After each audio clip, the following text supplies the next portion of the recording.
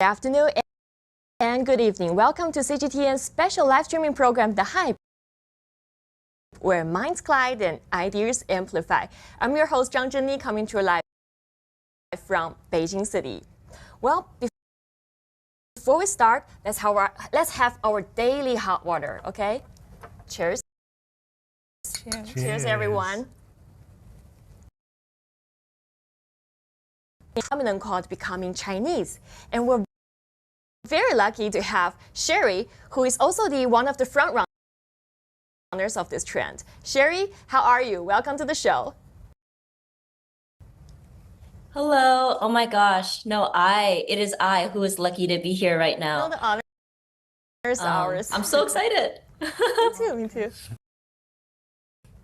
Okay. And I heard you just passed your 23rd birthday, right? Happy birthday.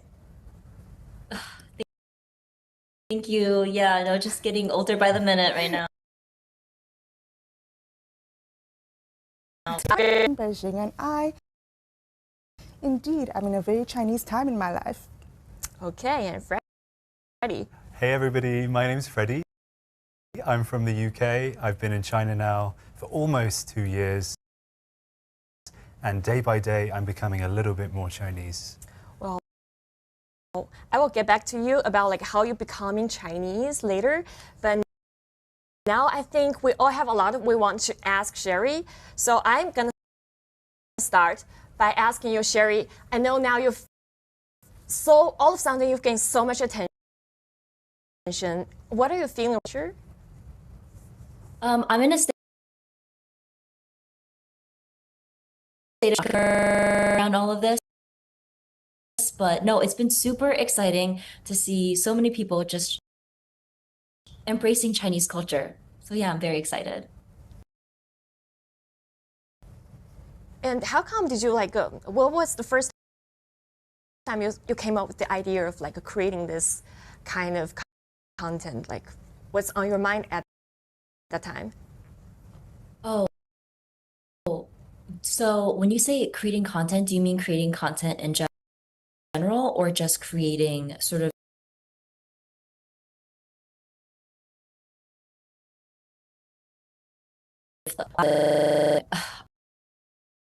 I worked so hard in school. I worked so hard in school. Why don't you give me a graduation gift? Because last May I graduated college. And my mom's like, okay, well, what do you want?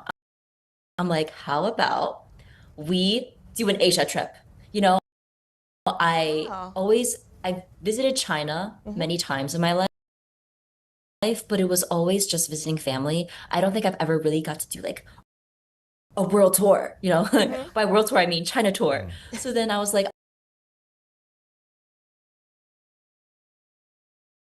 I was young, I took a bunch of photos, and then I took obviously it's very popular to take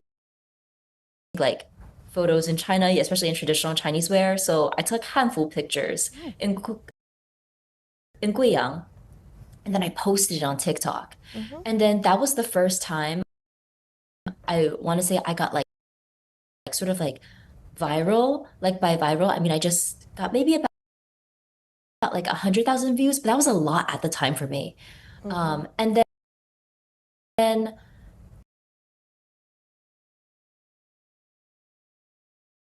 after post, where can I buy a handful? If you're so interested in my culture, I want to share more. In July, after I came back from my trip, I was going to share more about Chinese culture. But the thing is that my videos are never pre-planned. I just kind of feel what's on my mind is what my first viral becoming Chinese video. It was oh, if you're seeing this on your For You page, that means you're Chinese. That was just because that's the humor that I have with my friends. When I see subconsciously, whatever it might be, I just, kind of shared that humor online as well. You mentioned a lot about being a Chinese baddie, and Yeah. I want to be a Chinese baddie, especially because I'm now living in China. What does it take to be a Chinese baddie?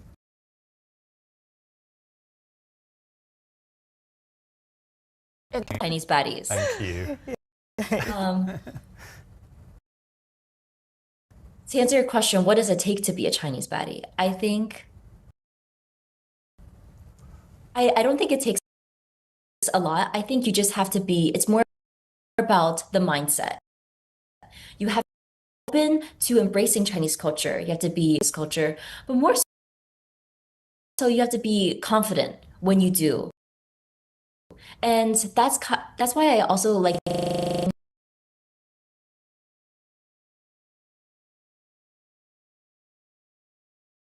when I grew up in America, I am constantly surrounded by different cultures, especially when you're unfamiliar. You don't necessarily know if you like have the space, like you just very unfamiliar. It's very like out of the box for you.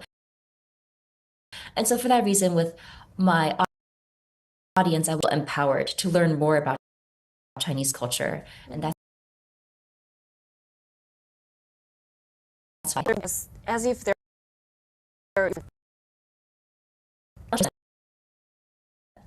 I think it's actually family at this point. I think Sherry has become everyone's unofficial Chinese cousin. I actually heard a saying calling you Chinese mom, like the toughest Chinese mom.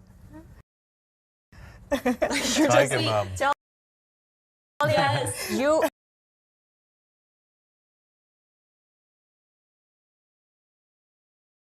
Just because, I'm also just like, like a Yeah, 23-year-old you're, like, younger girl than in me. her own fandoms. I call my favorite celebrities. This is such an honor. A Yeah, girl younger than in me. her own fandoms. I call my favorite celebrities mother. So it's kind of funny when people are calling me mother. I'm like, oh my God, this is such an honor, a level of respect, especially, since Chinese culture is all about like respecting your elders. I'm like, wow, this is a title that I will, take very seriously. Yeah. Hope there's no But pressure people there have as called well, me- Sherry, to be a mother. Oh yeah. No pressure. Hopefully not. But I'm raising Chinese baddies. I'm raising Yeah, yeah. divas here. Yeah.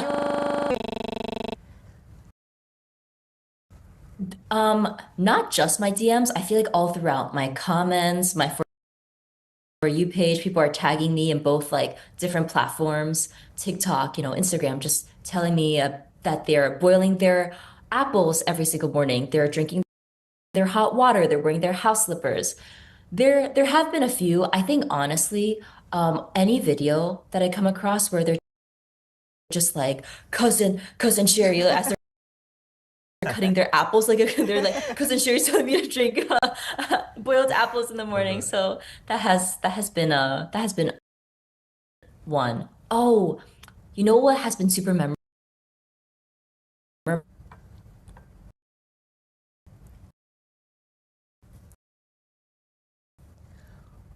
Well, I think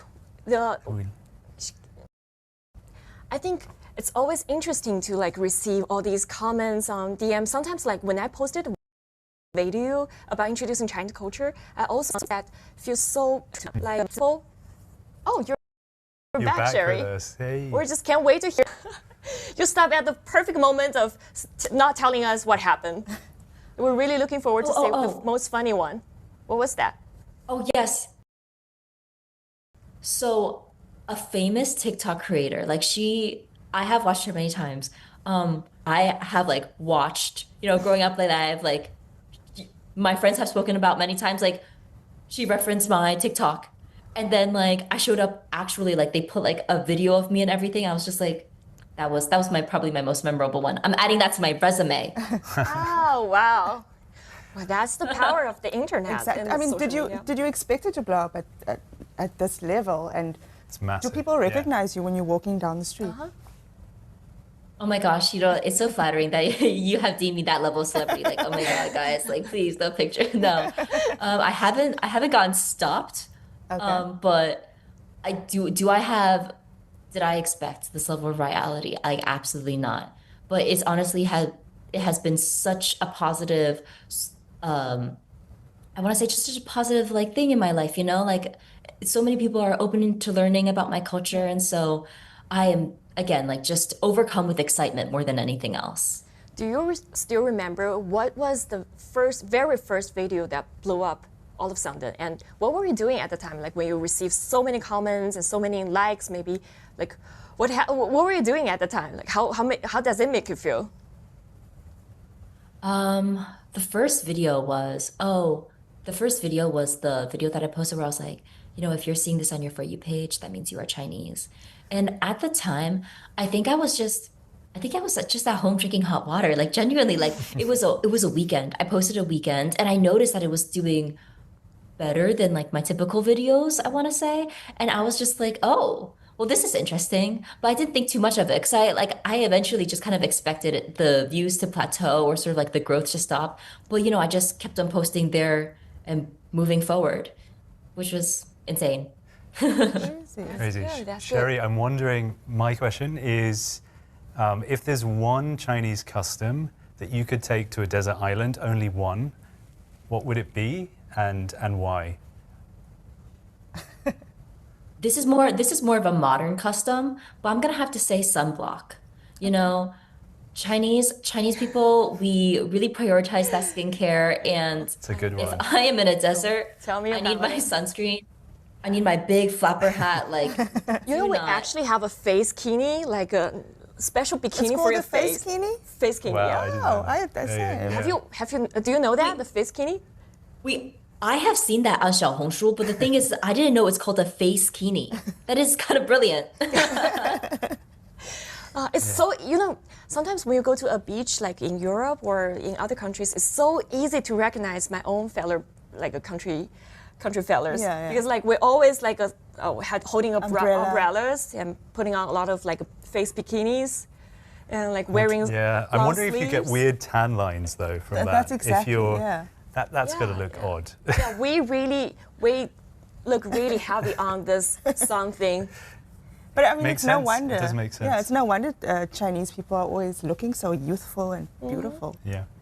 Well, it's always so nice hearing like all this funny experience you're sharing with us, and we'll get back to you pretty soon because now I'm really curious about your becoming Chinese moment. Like you've been in China for 2 years and half a year right now. Like when was the moment you realized that, oh, wait a minute, I probably am a Chinese now? Yeah. I don't You go know. I first. think for me, something very simple, but eating with chopsticks every day. Oh, Because okay. back home, I would just eat with chopsticks when I went out to a Chinese restaurant, or if I was having sushi or whatever the case may be. But it's a daily thing. I mean, even going to the canteen at work, you're eating with chopsticks. So I mean, I'm a chopsticks professional. And you can get Baddie. the tiniest kind of little Exactly, like 1 grain of objects, right? rice. 1 grain of Do you rice. find it difficult to use it at first? It depends on who you ask. I think I'm a pro, but I mean, I know that I have some friends who look at me with a bit of a side eye, and they're like, "Is she gonna make it?" Is that yeah. So, I can Still, the really heavy objects are hard, right? Like yeah, getting the whole steak, in one chopstick. absolutely. That's What about you, Freddie? I think the moment for me was probably, I think it was just a dinner with my girlfriend after work, and we ordered a dessert. I ordered a cheesecake, and I was like, wow, this is so nice, this cheesecake. It's not too sweet. Yeah, actually. And Q, my girlfriend's response was like, wow, you're Chinese. Like, she didn't say you're a Chinese baddie, but she was like, you're Chinese? Like, something not being too sweet is the best compliment you can possibly give for anything. And I felt like that has translated now at work, where, I will say, wow, that's not sweet, that's really nice. It tastes good still. And going back to the UK for Christmas, I just couldn't deal with the amount of sugar Yeah, it's that true. was in everything. So yeah, that was probably the moment other people recognized that I was becoming Chinese. Like you went back to UK for Christmas, right? If I remember if I remember it right. So I'm wondering, like when you're back to your own country, what's the thing that you miss the most about China? I think it has to be first and foremost the convenience, Absolutely. right? I think Hands we spoke down. about this the other day. Hands down. Not having the Wi-Fi, like not having the DD Absolutely. available. Pinduoduo, my Pinduoduo. favorite. You know, like public transport is another big thing. I mean, it's just so convenient. But without that, my house slippers, I left them in China and I miss them in the UK. It actually is new, very new to me to find out that you people don't wear slippers at home. For me, it's like, what else are you gonna wear if you don't wear slippers? Like Socks. Or Socks. bare feet, Bare some feet. people. how dare I mean, you? I wear slippers, but yeah. Not, Okay. yeah. Like Sherry, if you go to visit your like American friend's place, what are you gonna wear? Well, see, because I visit my American friends' place, and they're American, they will typically, I'll just walk around in socks. Like, do I enjoy it? No, but like it's a short time, I will stick through it. However, I will say, Freddie, when it comes to travel, I will always pack a pair of house slippers. Like even when I do like a weekend trip, I am bringing them with me. You know, like I can't live without them. That's a little tip for you. Always pack your house slippers. I know, The I hotel actually- slippers are useful when you're here. Like every hotel will have like a pair of slippers that you can grab. That is something that you miss as well. true. Yeah. For me, like I don't know, does your parents also tell you this? But like for me, if I standing on the floor with my bare foot, I'm starting to feel like psychologically there's a coldness just rolling all the way down from the ground, all the way through my veins and to my body. Like because that's what my parents been telling me. Like the coldness of the earth is gonna go inside your body, and later there's gonna be one day the consequences will come.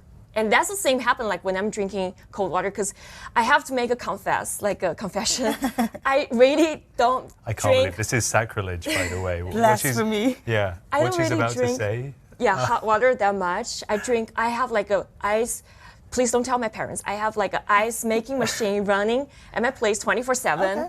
I really can't help but drink like cold water. But whenever I'm drinking cold water, I feel like I'm committing a crime. Like I just feel like there's gonna be some consequences waiting for me in the future. Can I ask, are you still talking to your parents now, or are they speaking to you? Well, like They cut they're, you off? Yeah. you know, as an adult, there's certain things they can know, but there's certain things you don't really have to tell them. Like, yeah, because oh, you're drinking hot water, enjoying that hot water, warm water. Yeah, no, I am because I was in a state of shock. But I'm gonna let you guys talk. Yes, I'm locked in. Like, what does your parents tell you about drinking hot water? What's the philosophy behind it? What's the reason behind it? Well, I think right now, because I am in New York and it's like pretty cold outside, it's just like, especially during like a cold temperature, it's like you want to make sure you are properly nourishing your own body. And so for that reason, it's like drinking hot water is very nourishing, hot soups, hot foods. Like cold is like, if you were to eat like a cold drink or a cold food, you're more likely to get sick. That's also why if I were to like, I never really like walk on the ground without my house slippers. And if I'm at my friend's house, I just sit.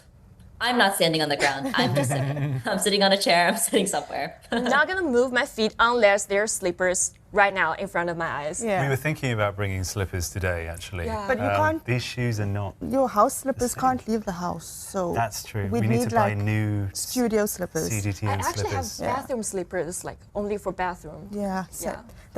that's one thing that I can't go without. Bathroom slippers. I have to, like in the shower.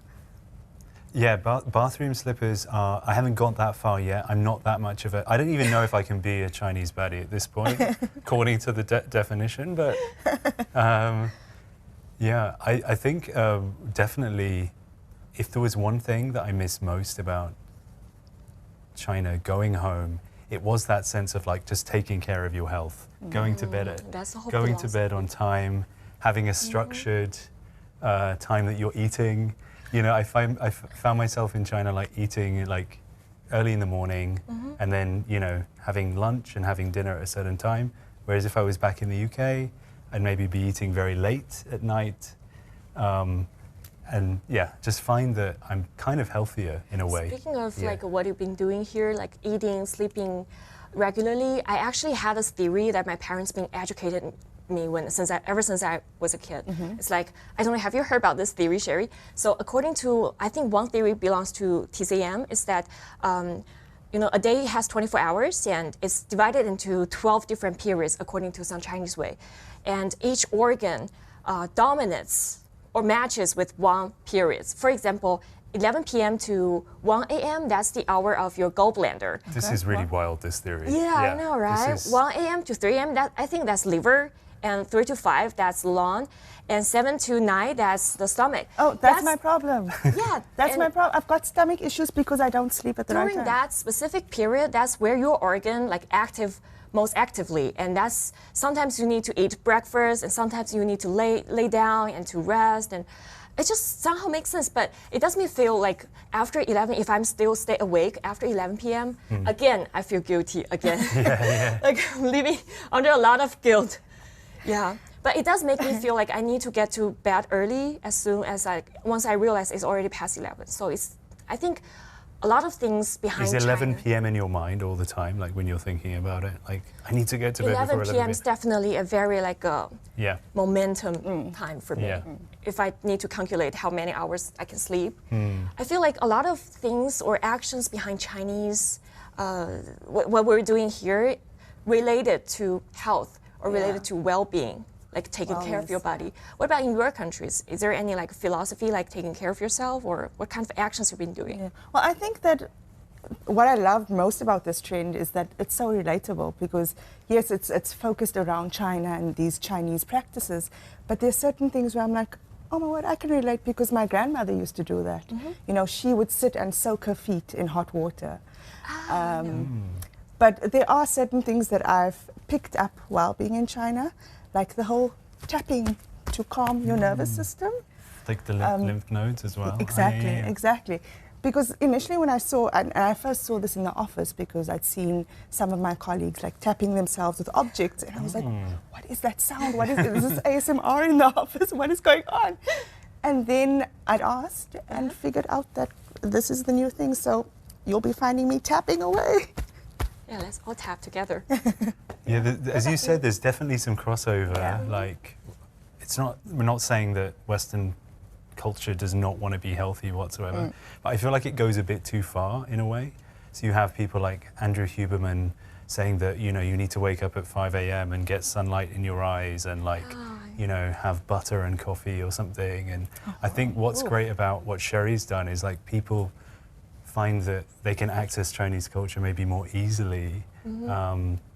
It's manageable to have hot water. It's manageable to like wear some house slippers or to get to bed on time.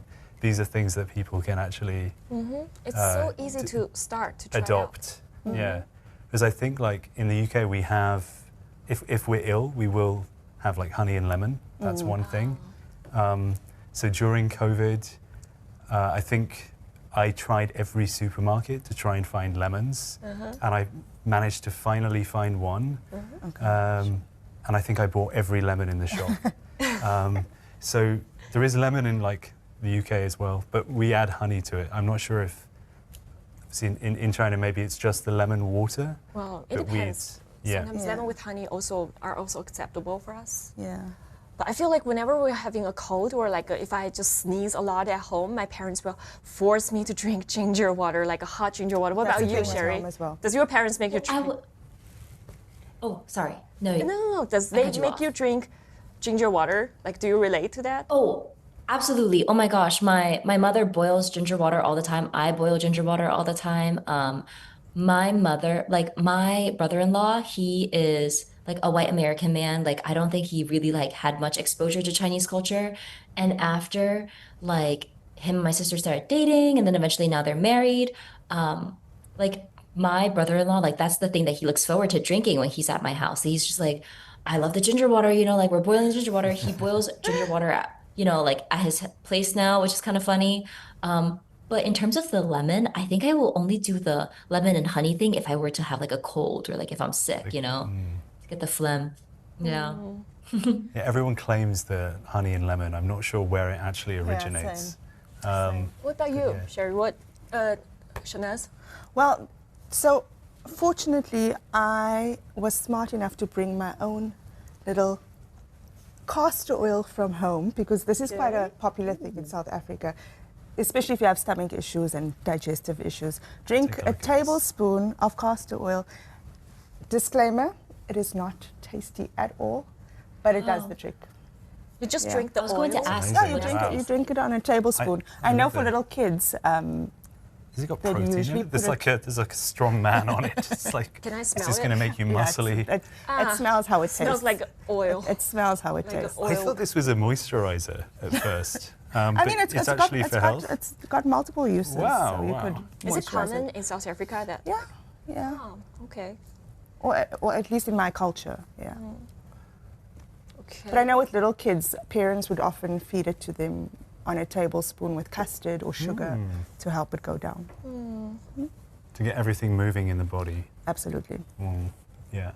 Especially after the holidays. After a Christmas dinner. Castor oil, let's see. Well, I wanted to ask Shanaz, what does it taste like? Like, I was curious. Yeah, that's a good question. What it looks, God, I can't imagine. It doesn't have that much Treacly. flavor or smell, but it does smells like a I typical can't- oil, like a It tastes greasy. like, if I had to say how it tastes like trauma. That's what it tastes like, to be honest. It's PTSD. Of trauma.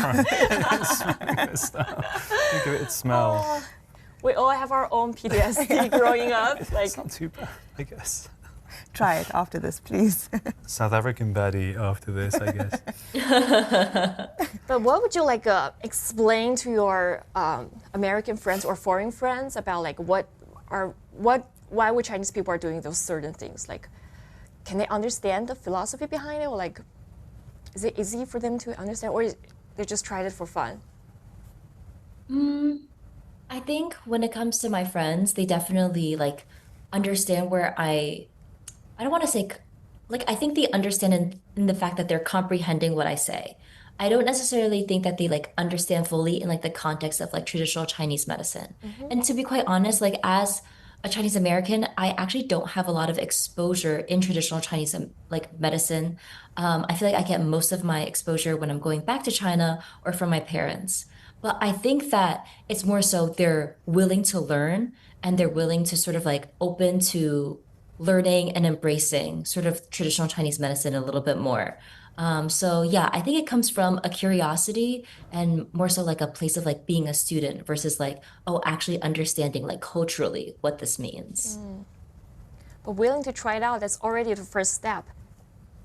Because like a lot of Yeah, for sure. Yeah, I'm sure you've definitely no, you go. received some comments, like, because I also received some comments like saying that at first they just tried it out for fun, for something new, fresh, but then like they they send themselves into a whole path of drinking hot water forever.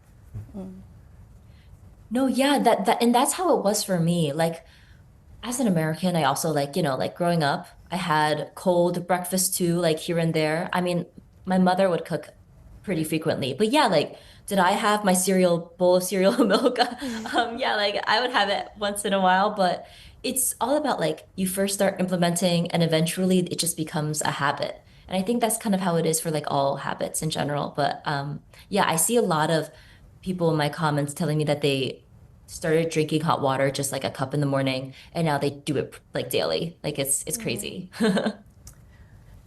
Freddie, I remember like you shared with me before about one thing that you feel like when you just arrived in China, you found this so like there's no way I'm gonna try it, but now you become like get used to it. Can you share with us also the story?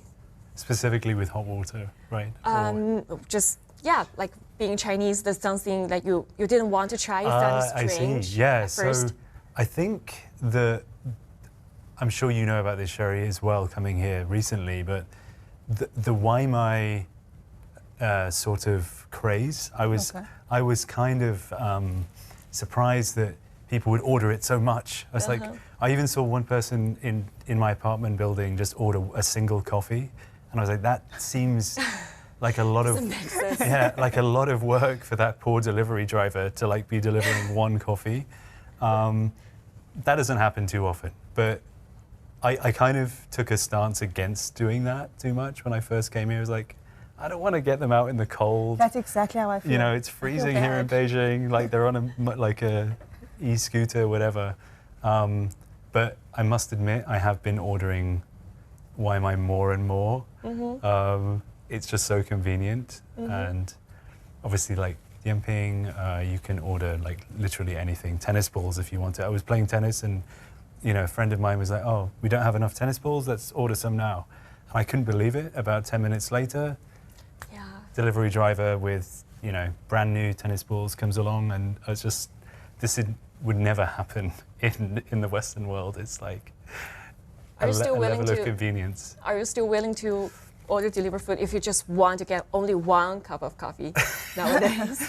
You know, I don't think I could do that to the poor Join the delivery dark driver. side. Yeah. Okay. Yeah. Freddie, I have a question. What was your first Waimai order? Gosh, I'm gonna say coffee, right? First Waimai order. You know what? I don't actually remember. It might have been pizza. You know, I'm gonna have to say that it might have been. You know, surprisingly, the Italian food in Beijing is amazing. So when I first came here, I was sort of in my comfort zone slightly, and I think I must have ordered a pizza or something. You know, you can order hot pot, like hot pot, yeah. Deliver for hot pot, like Hippo? they just prepare Really? every equipment for you, the candles, I like didn't the know that. little alcohol line for you, and also the pot for you, like one-time plastic pot or something. Oh, like wow. that. Yeah, you can just Gotta try. assemble all the stuff together at home, like to make your own hot pot. Yeah, I've seen Hippo do that, right? Yeah. Yeah, like other supermarkets I'm and like stuff. huge addicted to that. What about you? What's the first Waimai you got? Probably groceries. And I felt so bad. Like I had that guilt of, oh no, this poor driver has to come deliver. I'm sure I'm going to pass the grocery store on my way to work or on my way somewhere. Groceries are a big one, right? But yeah. Is it a regular part of your kind of weekly? Yeah, so it's a weekly shopping Yeah. routine, and you know, I think where I feel bad is when I'm craving something, let's say cheesecake. I'm like, oh, but now I have to add more to my cart because you can't just come all this way just for a cheesecake. Yeah. So yeah. It is a source of guilt for sure. I don't know if that goes away. It hasn't really gone away totally, but Do you feel that way as someone who's Chinese and has lived here all your yeah, life? it's good. You mean the question. guilt of like Yeah, only yeah. ordering few like? Well, you know, there Just was ordering a lot, you know, like the level of, you know. I think there was actually a debate came up on Chinese internet a few years ago about debating whether we should actually call deliver food during like heavy rainy days or like snowy days. But some would say that because a lot of people who's choosing to do this job, like deliver men, they make a living by how many deals they've been running, how many errands they've been running. So I by see. ordering that, you're actually helping them to get like a better life. Commission or Yeah. that. So, Okay. but sometimes when I feel really bad or the weather's really like extreme, I will give them extra tip. kind of like tip, to make up my like sense of guilty. Okay. Yeah. Well, have you tried deliver food when you're traveling in China? You must love it. Is there any food you miss so much? Well, to be quite honest, when I'm traveling in China, I am like on foot most of the time, you know, like I'm like walking here and there. So most of the time when I like eat, I'm like eating at restaurants. But there was this one time where I actually attempted at trying to order Waimai, but for some reason, like I think my Wi-Fi or whatever it was just like it didn't end up working, which was fine. But I tried to order cake. It was like after dinner, and I was like, Mom, like I really want cake. And then we tried, and it didn't work. And I was like, I'm taking this as my sign to be healthy. So I guess I'm gonna hit snooze, you know? No, the cakes look amazing online for sure. There are some It's great. so good. It's so good, and it's like you said, they're never too sweet. Like that's the thing that really hits. You know, they're never too sweet. It's perfect balance. It's perfect balance. And you know, I don't know how does it like in when you're in US when you're ordering bubble tea, but like in China you can even choose how much sugar you want to put inside. Yeah. Like very tiny sugar or like a normal sugar or like there's a lot of options for you. I don't know. I've never seen a honey option though. I wish they had a honey option, like when you order a matcha. Or, Like a more healthy yeah. kind of option, yeah. Now, Yeah. I think when we talked earlier, you mentioned about there's like about this trend right now. A lot of people view this trend as a very positive thing. Yeah. However, I think, Sherry, you mentioned earlier that it is a bit of a delicate dance. And, you know, there's the one side who are appreciating this trend and saying, yes, I'm going to jump on this bandwagon. But on the other side, you also have a bunch of people saying, this is cultural appropriation, or, you know, this is not cool. Have you had any negative response to it? And how do you feel about it? I think my outlook has always been just, growing up, I recognized from an early age that my culture has been a great source of happiness for me, whether that be like family support, because, Chinese families are really like close knit, whether that be, the food that I eat, whether that be, like the guidance from my teachers, sort of the guidance that I have in school. Like Chinese culture has always been a big source of happiness for me. And I think that I've recognized from an early age too that it brought a lot of benefit to my life. And so for that reason, like growing up, I definitely wanted to share that. Whether or not like people were willing to listen, I feel like that was a different story. But now that I have like a large audience of people willing to learn about Chinese culture, and so many people have been implementing sort of the traditional like just daily habits, like something as simple as drinking hot water. I think like seeing them sort of like have that benefit and like also like share that joy brings me a lot of happiness, because at the end of the day, I think that like happiness is contagious and it should be contagious and it should remain that way. And so just sharing and extending that culture is, I always view as like a positive thing, and I hope to continue doing that. Yeah, sure. I mean, it really seems like you are becoming a bridge almost between sort of Western culture and Chinese culture. Do you see yourself fitting into that role and becoming an ambassador almost for those two worlds and managing that? I think that it takes more than just one person to really become a bridge, So I think that right now I have like a large audience, and I'm happy to do that, and I want to continue doing that because again, it's all about just sharing the culture, sharing the happiness. So for that reason, I am more than willing to continue like sharing my culture on both ends. But I think it's going to take more than just me. And so I hope that I also empower more like American Chinese people, British Chinese people to also like be that bridge as well. I think that's also the reason why why we're sitting here doing this. We're also like part of this bridge to help outside world understand China better a little bit. Like, yeah. And also people gatekeeping. It's kind of odd, isn't it? Like to tell you, you're not allowed to do that. I'm real Chinese. You're not real Chinese, or something like this. It's like, everyone has their authentic experience that they have, full freedom to share with everyone. Yeah.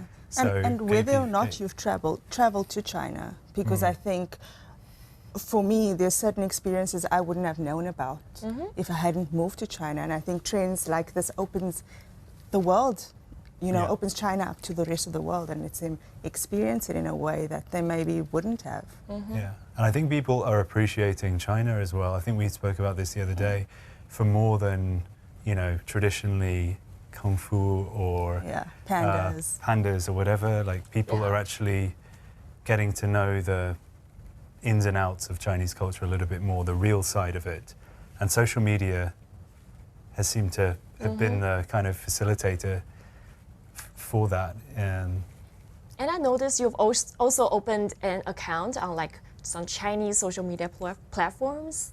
For example, Xiaohongshu, like Red Note and Douyin.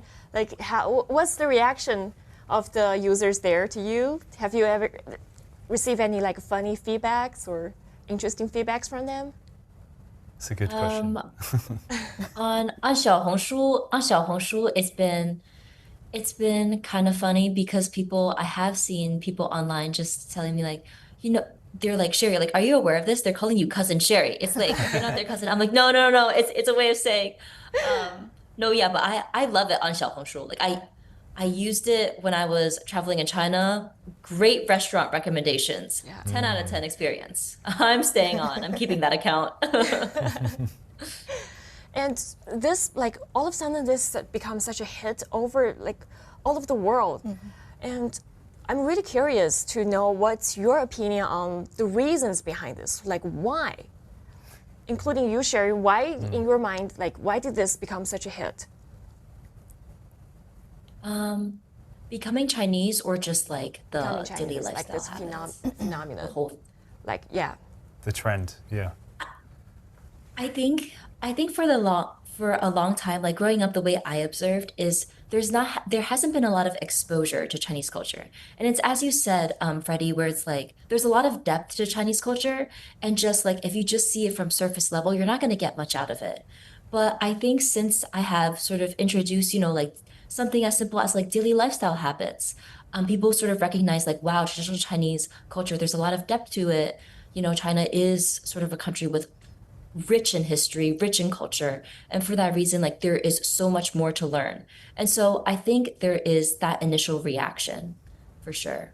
But I want to hear your guys' thoughts as well. Totally, yeah, no, that really resonates with what I was thinking as well. I think people have these stereotypes about Chinese culture, and as with many international news events and phenomenons, I think what you have done, it's kind of a combination of how you've presented it in a really funny, humorous way that people can get on board, like the Ice Bucket Challenge in 2014, where people are like, they get really psyched up about something and they're very open to it. I think also with the new year in the West, coinciding with that, people are up for trying something new with their lives, and often health is a massive Absolutely. focus for that as well. But social media has changed everything, I think. Whereas people would consume Chinese culture through films, maybe martial arts films or something, now they're consuming it through TikTok, through Instagram. So you can see real people, not, cardboard cutouts of, For me, I feel like... Wait, that's... Sorry, continue. Sorry. Oh my God, you go first. I was saying, like, for me, I feel like because we're now all under a lot of pressure, and I feel like trying out the Chinese life of a Chinese way of living is actually a way to help to fight against the anxiety of the society, and because all about, at the end of the day, being Chinese, becoming Chinese is still about finding a very healthy way to live, or have like make yourself feel comfortable, I would say. Yeah, by trying hot water or like wearing slippers at home. At the end of the day, it's gonna make you feel a little bit cozy, feel chill at home. So like that can better help us to fight against the like I said, the pressure, anxiety kind of anxiety of the So world. calming your chi, I think, is what you said the other day. And yin and yang. I think that's behind that's the fundamental philosophy of the TCM. I think. What's your take on this? I think because it's so specifically focused on wellness as well, the world is on a wellness wave. That is why things like collagen and the red light masks are doing so well. And I think people are willing to try anything that's good for them. Yeah, people start to like, because back into the old days, sometimes people were just focusing on hustling and getting money. But now, let's just like, I think this is a trend in whole world. Let's like take a pause and look inner self, take care of our like inner self. Absolutely. Like, I think that's another trend of that sync with the trend what we're having right now of becoming Chinese. So overall, if you look at this trend, how do you view this phenomenon? Do you think it's going to last for a very long time in the future? Don't hate me, Sherry, please. But I do think that this, as most trends, it is going to fade away. But like you'd mentioned earlier, Sherry, that you are planning on continuing with this and pushing this narrative and doing the positive work to push China out to the rest of the world, which is excellent. But I do think that it will fade out just because something new, something fresh will pop up. It's the same like other trends that we've seen come and go. I mean, Labubu was this massive thing, which it still is, but it's not the top talking point right now. So, what's your view on that, Sherry? It's a big topic. I Boo-boo. think, I think that with all trends, I agree that eventually, like, the heat of it will fade away. But I think that the more sort of important, the more important takeaway is that I hope that it opens up, people's sort of view on Chinese culture. And I think that that's more important to me. And if people's sort of view on Chinese culture sort of opens up, then that leads to more learning down into the future. And that's essentially like, I feel like what matters the most is that people are, at the end of the day, willing to learn about Chinese culture and, like, keep it up. Whether or not they're going to continue implementing their habits is one thing, but a willingness to learn is what matters the most. Oh, that's very well said. Yeah, well said. Even though I like to keep our conversation with our like Chinese baddies, you include Freddie for this time. I'll continue Thank forever, you. but we do come to a end of our show today.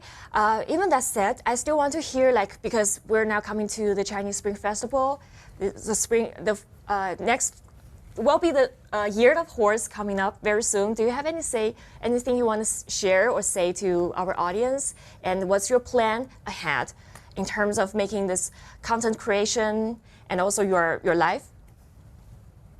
Okay. Well, for Lunar New Year, I think that everyone beforehand, I spoke about this on my TikTok, but I'm willing to repeat it. Make sure before the day, you definitely cut your hair. We're cutting away the bad luck. Also, if you are the Year of the Horse, just buy red clothing so that way, like on the day, you wear red. It's very important, to just lock in all the good prosperity and keep away the bad energy.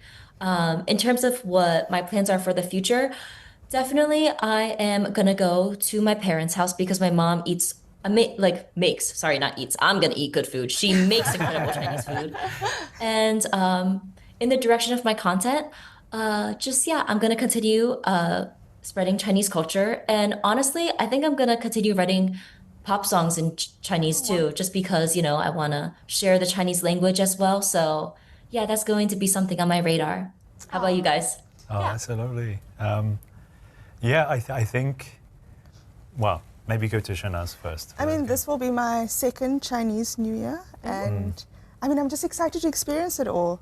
And I'm excited to be here experiencing it all. So I have no specific plans, but I will be in Beijing. Yeah. Something that I realized that becoming Chinese moment was buying presents for people at Christmas is so difficult. And I was just thinking so often, like, how much easier would it be if you could give them a hongbao and just not have to worry about, going to a department store and asking them for a gift list. So I think that's something that I really love doing at Chinese New Year, sending out hongbaos. And so we can expect hongbao from you. Yeah, absolutely. It Right. might not have Careful, you said it in front of the camera. There's evidence. I'm going to come after you. but hopefully watching the CCTV gala, of course, that's something that's really and I know it's a bit passé for some older, like maybe for the younger generation, but I'm still super excited about the CCTV gala. Me too. Well, every year we have CGTN, we have our own version of Super Night on about the Spring Festival Gala. So I'm also part of a little one segment of the show, so please stay tuned for that. Awesome. And for me personally, I feel like just like taking care of yourself this wave just actually reminded me to take care of my body for next year. That's my whole plan, because the previous year I worked so hard, and next year I'm going to continue work hard so my boss can relieve. But I will also take care of my body at the same time. And also I find very amazing about this whole trend is that it just, like I mentioned earlier, it just made me rethink about what I'm leaving, the surrounding, the China. Because there are so many things I took for granted before, but now I can pose and to rethink, why did we do this? And what does this whole thing make me feel? So what I'm going to do also is to travel more and to reopen my eyes to watch and to observe the world, to observe China, and also share with the audience over all of the world. And I think that will coming to the end of our show, and our Hype, this program will be broadcasted on like a lot of social media platforms, including CGTN website, X, Facebook, YouTube, and TikTok, and Chinese WeChat, and BGen, a lot of social media platforms. So please stay tuned for our coming up more episodes. And yeah, coming to the end of the show, how about let's cheer up together? Yeah, let's have another cheers. Wow. Have you drank Stay your healthy. water Cheers to you, today? Sherry. Stay hydrated. Cheers, Sherry. Cherry, cheers. Cheers. Cheers.